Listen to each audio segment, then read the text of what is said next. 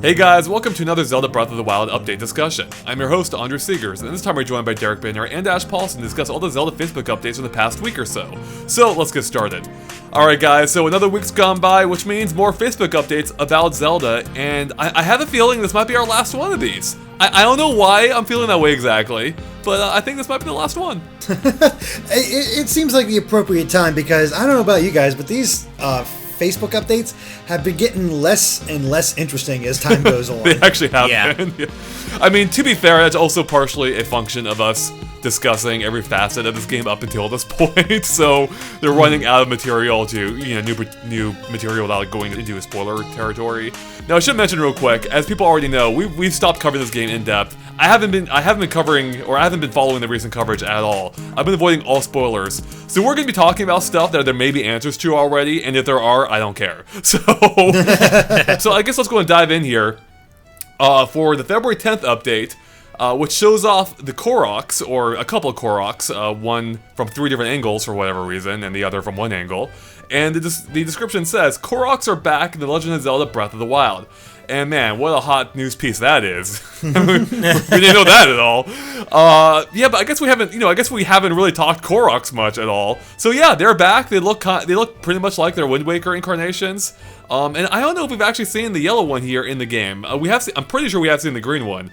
I don't think we've seen the yellow one yet, but maybe we have. I mean, there's a bunch of them all over. So no, the yellow one is actually completely brand new. Okay. So something.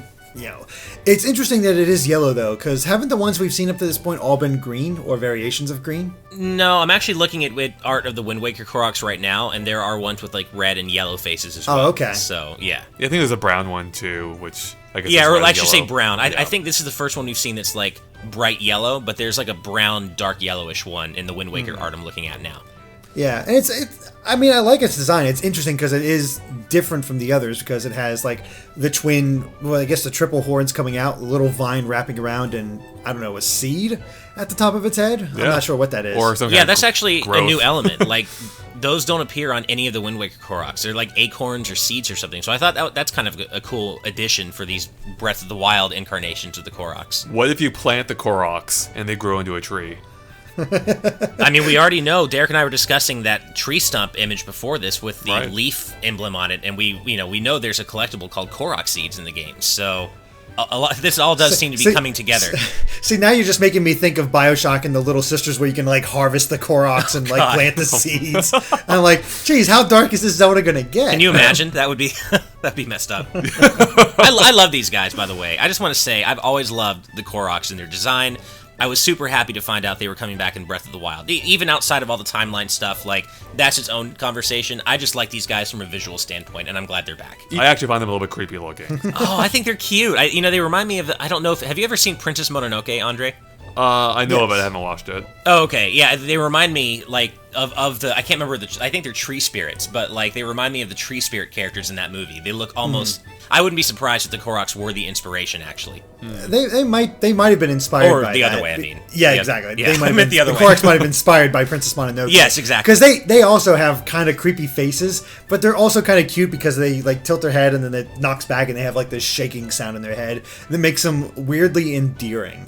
And I don't know why that is. So I get what you're coming from with as far as the design there. And the Koroks do tread this line of being creepy yet cute. It's interesting you mentioned that movie as being inspiration, because that's also, or maybe that's why they're in this game, or it kind of maybe not why, but it kind of ties into Breath of the Wild in general, because that's a comparison we made with the initial E3 trailer from, I think, a couple years ago now, 2014, 2.5 years ago? Yeah, that's a good point, actually. Yeah, something like that. We made a bunch of comparisons to that movie back then. Luckily, you guys had watched it and I hadn't, so you were able to make those comparisons, but... So that is just interesting how it all kind of ties together like the great circle of life. It kind of does, except I don't think I think of a lot of our guesses about the connections with Princess Mononoke ended up being wrong because we're like, oh, he's a simple farm boy that gets cursed and has to do all this stuff. It's like, nope, waking up after 100 years. That's true. That's a good point. But going by the initial trailer though, like it did seem like there was a lot of resemblance there. So yeah, because he was hanging out with other farm hands or something like that. So I don't know. It's funny, the more I look at the yellow Korok here, the more I feel like he's like a Korok elder because of the two little eye-looking things above the leaf. They like kind of jut out from the trunk, and they look like these bushy eyebrows. And at which point, then the yellow leaf part would become like the beard, like the big old wise beard type. Do you guys see what I'm looking at? Yeah, I can see that. Yeah, it almost looks like that to me. No, I totally agree. I thought he looked elderly to me too, so that was... Okay, see, I always look at the Koroks as the holes in the leaves being their eyes, so that's what I was looking at originally.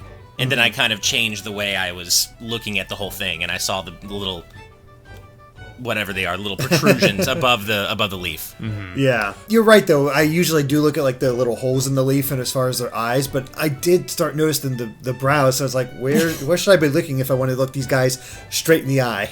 Yeah, I think I might be looking him right in the brown eye. If you look at the backside of him, looks like his little butt cheeks down there. He does have like little. See, you thought butt cheeks. I was thinking like a suit where you have like the little tail at the end. Oh, that's true. It actually does remind me of that. That's a more realistic, that's probably a more accurate depiction. But I kind of like the little butt cheeks idea. I was thinking of just a tail, so I wasn't going with the butt cheeks idea, but I also didn't make the tuxedo connection. So that's pretty cool.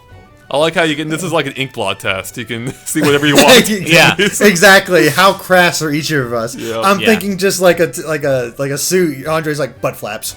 I'm actually disappointed in myself because usually I'm the most crass, and I failed in this case. You're slipping. Yep. Yeah.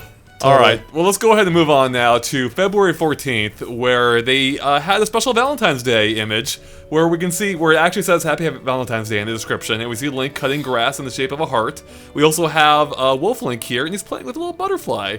So not too much to say, but it's endearing. This is cute. It's endearing, and it serves as a reminder for me that Wolf Link can even be in this game. I had completely and utterly forgotten that you could use the Wolf Link amiibo to call him into this world as a partner, which that whole thing still sits so weirdly with me, because we technically have two Links working side by side with no context for Wolf Link being in this world at all. Yeah. So I had completely forgotten about this, and it's still weird to me, but this is a really cute image. I'm pretty sure I'm going to play the game Wolf Link free. Unless he plays some other role in the game, I'm not going to use amiibo. I won't get into it again, but it's not a big deal, but I'm not a huge fan of their use. Sure. Mm-hmm. Yeah, it's funny to me how like every time there's a special bit of art, they have to put in Wolf Link in there somehow and do something, and it's definitely cute, but it is kind of funny how they're constantly reminding you, Wolf Link's here, you can do something with him. I mean, it kind of raises the question, does he play a larger role in the game, maybe? Like, is there some context for it that we just don't know of yet? That would be crazy. My guess is no, but you know, it is a very Nintendo thing to do, just to have this feature and drop Wolf Link into the world with no explanation, just because it would be fun and cool to do, or at least they think it would be. But I can't stop thinking about what must be going through Wolf Link's head. Like, what the hell? Why am I in this world, and why does this look like this is, you know, a ruined version of the world I just came from, and what the hell's going on here? I have no idea. I can just see Wolf Link's brain just exploding with what's going on around him. It's like, what the heck's going on? Yeah. It does. I don't think he's going to play a major role at all. I just think it's like an extra and sort of like a sly advertisement, because let's be honest, Wolf Link is kind of cute. But there are those theories that this is the convergence timeline, right? That this is the game that ties it all together, maybe. Yeah. Maybe, but I'm not buying those convergence timeline theories anymore. I don't think that's going to actually happen. So I kind of don't either. I think I've settled on where I think this game is going to fit in the timeline, and I don't think the convergence theory is in. Well, the odd thing to me, just before we move on, is it shows Link cutting grass. Has Link cut grass in this game yet? Have we seen him actively do that? You know, that's a good point. Yeah, that's a good one. I mean, we've seen them cut. I mean, we know you can cut down.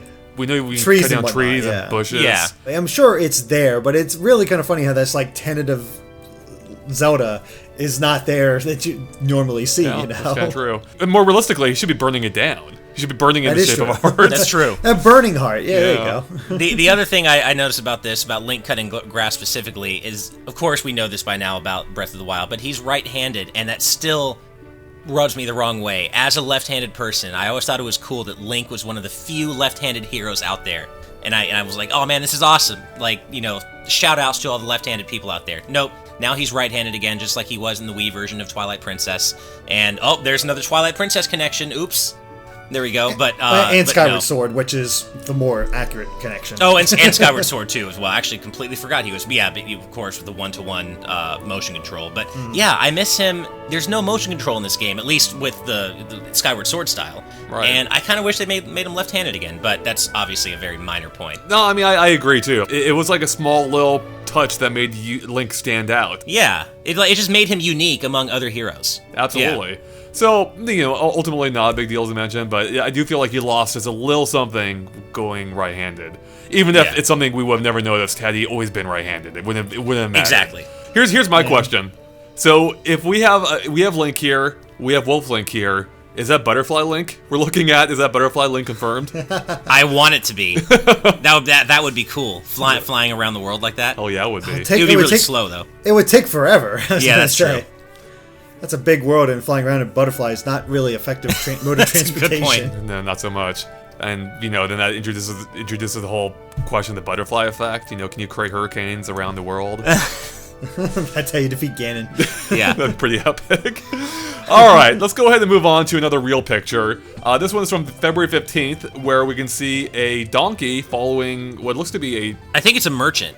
Yeah, I think it's just a traveler or merchant, yeah. So, just, venturing out in the world, and there's no description for this one, but luckily Nintendo came through the following day, I think, or 2 days later, where they posted some concept art for the donkey, and they describe it as, donkeys carrying a variety of merchandise accompany traveling merchants in Hyrule. Link will often find them at stables or on the road.